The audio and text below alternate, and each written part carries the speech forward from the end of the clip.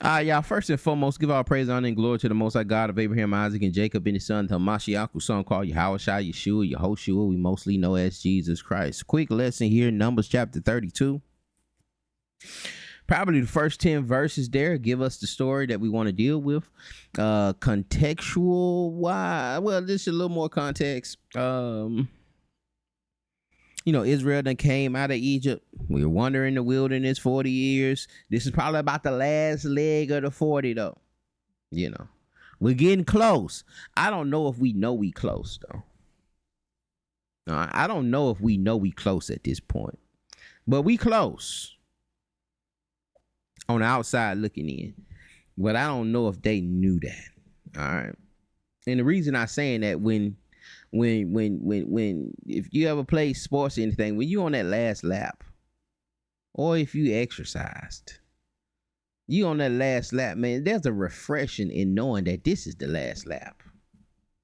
This is the last battle. This is the last tribulation.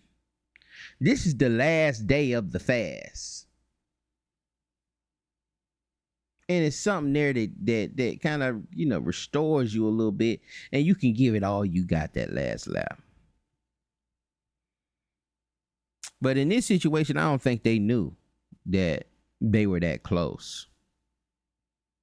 They've been at the battle, after battle, after battle, after battle. They've been going in circles. They moving here, moving there. Seeing this happen, seeing this, disappointing God here, disappointing them here. And they've grown weary. They've grown tired on this journey. All right, so Reuben in particular, the 12 tribes, Reuben and Gad, they're like, listen, man, they got to a new area. They like, hey, man, you know what? They looking around. They like, hey, man, this straight. This land here straight.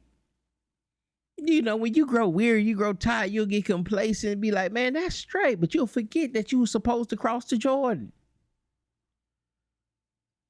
You forget what the whole mission was about because you done grew weary and tired. And now you're like, you know what? This straight. You'll do that with relationships. You'll do that with jobs. You know what, man? You'll do that with certain careers. I was going to do this. You know what? You done had a couple kids. You know what? This straight. This is straight. And Reuben and Gad like, man, you know what? This cool right here, man. We got a whole bunch of cattle. Our cattle got a whole bunch of land we can graze here. But across the Jordan is the milk and honey. That's where we're heading. We didn't come out of there to stop here. You didn't go through all of that to stop here. To stop at this point in life. You went through all of that. You did all of that to settle here. You got to cross the Jordan. Write that down. You got to cross the Jordan. We got to cross the Jordan. We got to get to the other side of the Jordan. To that milk and honey.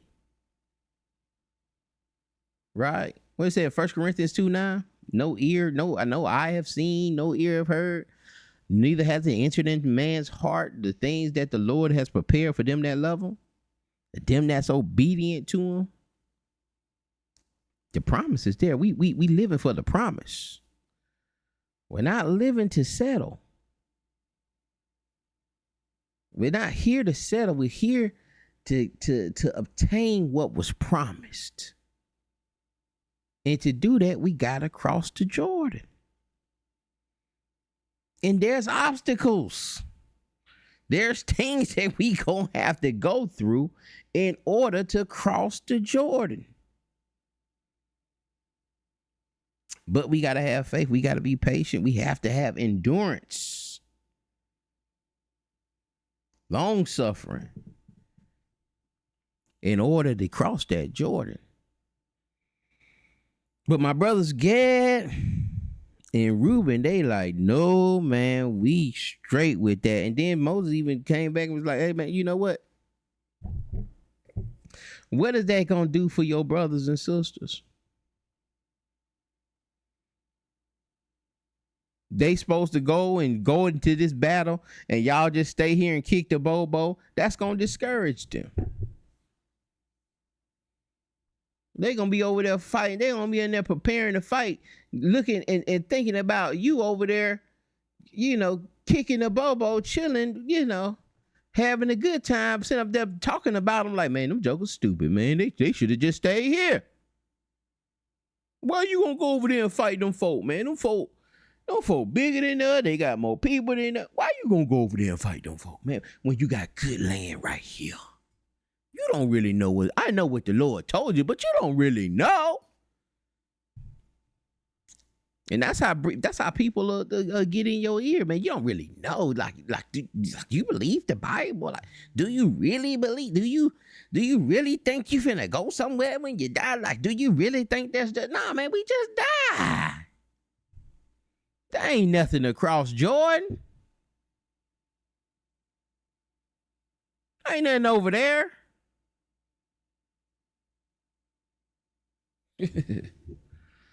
Moses like, man, you gonna discourage the people doing that.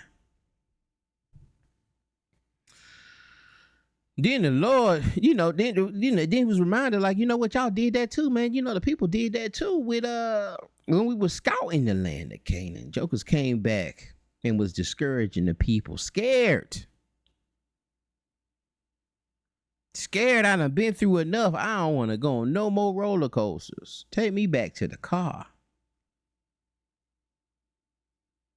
Take me back to the car. Cowards. And so a judgment came on Israel. Again, we was in there 40 years wondering that wilderness to be proven, to be tested, to see if Israel was going to be obedient. And we've constantly, that's why the book's so big, we've constantly been disobedient, even to this day, as the text says. Constantly being disobedient, constantly proving ourselves to be reprobates, to be unfit for the kingdom, to be unfit to cross that Jordan. So the judgment came out. Lord got word the judgment came out. I said, man, nobody over 20. Nobody 20 years and older will enter into the promised land. They will not enter into Jordan. I mean, not Jordan, but enter into Canaan. They won't cross Jordan. And it's something about that too, because of about the youth, just not being naive to danger. I be talking to my niece and nephew, man, and they just think they got it figured. I'm trying to tell them, man. I'm trying to tell them about the dangers of this world, but they like, nah. And you couldn't tell me. My dad couldn't tell me, nah, man. That ain't gonna happen to me. Yeah, I know what you're talking about, but no. No, I'm gonna find something. I'm gonna do that. I'm gonna do it like this, and then that we're gonna get up. And that ain't gonna happen. They're naive. Matter of fact, an instance, I was she had to go to a hair appointment. I was like, well, where is it at?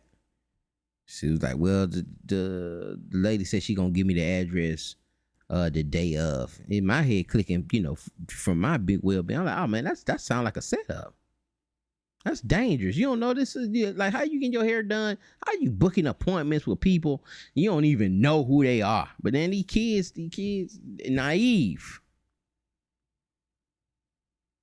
And she a teenager, 16, 17, rolling her eyes and all the side.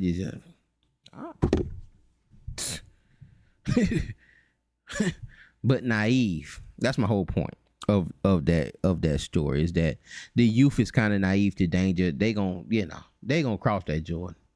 If it's milk and honey over there, they really believe that. They not as fearful as these elders that done been through something. They got scars on them. That's wounded. They done had their egos crushed. You know, a lot of them will get complacent. And, you know, all in all, we wanted to bring this out just to